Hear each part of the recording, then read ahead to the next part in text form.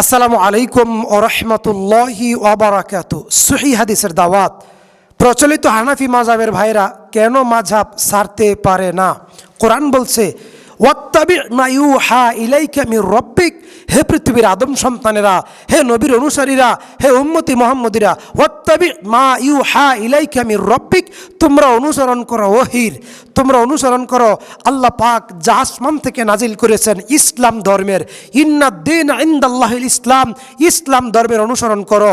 কোরআন বলছে সূরা হাশর আয়াত ৭, ওয়া মা আতাকুমুর রাসূলু ফাখুযুহু ওয়া মা নাহাকুম আনহু ফান্তাহু, তোমাদের পিতৃপুরুষ বাপ দাদা, তোমাদের পীর বুজুর্গ আলেম ওলামা রাহবার মুফতি মুফাসসির তাদের অনুসরণ করো না, কোনো মাযহাবের অনুসরণ করো না, কোনো ইমামের অনুসরণ করো না। ইমাম মালিক, ইমাম শাফি, ইমাম আহমদ ইবনে হাম্বলের অনুসরণ করো না, নবীর অনুসরণ করো, নবীর অনুসরণ করো। কুল ইন কুনতুম তুহিব্বুনাল্লাহ ফাত্তাবিউনি ইউহিব্বুকুমুল্লাহ, নবীকে যদি ভালোবাসো আল্লাহ তোমাদেরকে ভালোবাসবেন। ওয়া ইয়াগফির লাকুম যুনুবাকুম, তিনি তোমাদের মাফ করে দিবেন। সুবহানাল্লাহ। কাজে নবীর অনুসরণে নবীর আনুগত্য করা উম্মতের জন্য অপরিহার্য ফরজ। কোরআন বলছে নবী সাল্লাল্লাহু আলাইহি সাল্লাম তোমাদেরকে ধর্মের নামে যা বলেছেন তোমরা তা মেনে নাও। কিন্তু আমার দেশের লোকেরা ইমাম আবু হানিফা যা বলেছে তা মানে, পীর সাহেব যা বলেছে তা মানে, বুজুর্গানে দিন যা বলেছে তা মানে।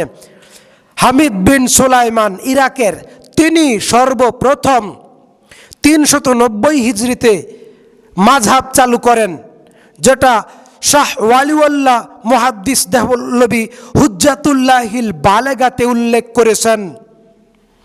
হানাফি মাযহাব পৃথিবীতে সর্বপ্রথম চালু করেন ইরাকের হামিদ বিন সুলাইমান 390 হিজরিতে, আর ইমাম আবু হানিফা মৃত্যুবরণ করেন 150 হিজরিতে।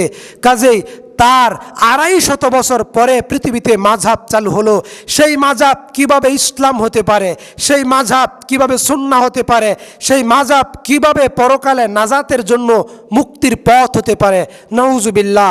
কোরআন বলছে সূরাতুল বাকারা, আল্লাহ তাআলা বলছেন যে এক শ্রেণীর মানুষ থাকবে তারা তাদের পিতৃপুরুষদের অনুসরণ করবে, এক শ্রেণীর মানুষ থাকবে তারা তাদের বাপ দাদাদের অনুসরণ করবে।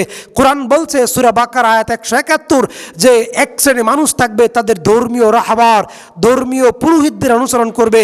কোরআন বলছে সূরা তাওবা আয়াত 31 যে তারা তাদের পীর বুজুর্গ ওলিয়া উলিয়াদের অনুসরণ করবে, তারা তাদের ইমামদের অনুসরণ করবে। যারা ইমামদের অনুসরণ করে, কোরআন বলছে সূরা ইউসুফ আয়াত 106, ওয়া মা ইউমিনু আকসারুহুম বিল্লাহি ইল্লা হুম মুশরিকুন, অধিকাংশ মানুষ ঈমান আনার পরেও মুশরিক। আল্লাহর কথা না মানার কারণে, আল্লাহর নির্দেশ আল্লাহর বিধান না মানার কারণে তারা মুশরিক হয়ে গেছে। নাউজুবিল্লাহ। কাজে আল্লাহর নিকট মনোনীত ধর্ম হচ্ছে ইসলাম, ইন্নাদ-দীন ইনদাল্লাহিল ইসলাম। আর আমাদের দেশের হানাফি মাযহাবের লোকদের নিকট মনোনীত ধর্ম হচ্ছে হানাফি তরিকা, যার ভিত্তি হচ্ছে ফিকহে হানাফি, যার ভিত্তি হচ্ছে হেদায়া কিতাব, যার ভিত্তি হচ্ছে রাদ্দুল মুহতার ইত্যাদি ইত্যাদি। আর ইসলামের মূল ভিত্তি হচ্ছে কোরআন এবং সহিহ হাদিস, ইসলামের মূল ভিত্তি হচ্ছে কোরআন এবং সহিহ হাদিস। আর হানাফি ভাইদের মূল ভিত্তি হচ্ছে ইজমা এবং কিয়াস। ইজমা এবং কিয়াস অর্থাৎ যুক্তি মানার কারণে, যুক্তি মানার কারণে, মানুষের মতামত মানার কারণে তারা মাযহাব ছাড়তে পারে না, সুন্নত ধরতে পারে না। ইমামদের মত মানার কারণে, ইমামদের মত মানার কারণে, ইমামদের তরিকা মানার কারণে নবীর সহিহ হাদিস মানতে পারে না।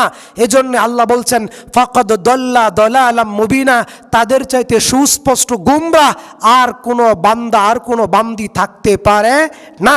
কাজে আমরা বলবো আল্লাহ রাব্বুল আমিন যেন ওই সমস্ত ভাই বোনদেরকে হেদায়েত দান করেন যারা নবীর তরিকা বাদ দিয়া আবু হানিফার তরিকা ইবাদত করে। আল্লাহ তাআলা তাদের প্রতি এই রমজানে রহম করুক, তাদের ভুলগুলো সংশোধন করার তৌফিক দান করুক। তাদের সবচেয়ে বড় মারাত্মক ভুল হলো তারা হুজুর দিয়ে ধর্ম মাপে, তারা হুজুর দিয়ে ধর্ম মাপে, তারা হুজুরের কথায় আমল করে, তারা ধর্মের কথায় আমল করে না। হুজুর যা বলছে তাই ঠিক, কোরআন হাদিসে থাকা লাগবে না। কাজে আমরা বলবো ধর্মের ভিত্তিতে কোরআন হাদিসের মাপকাঠিতে যদি হুজুর ঠিক হয় তাহলে ঠিক, কোরআন হাদিসের মাপকাঠিতে যদি হুজুর না ঠিক হয় তাহলে হুজুর বেঠিক। আল্লাহ আমাদের ভুলগুলো সংশোধন করার তৌফিক দান করুন, আমিন। আসসালামু আলাইকুম ওয়া রাহমাতুল্লাহ।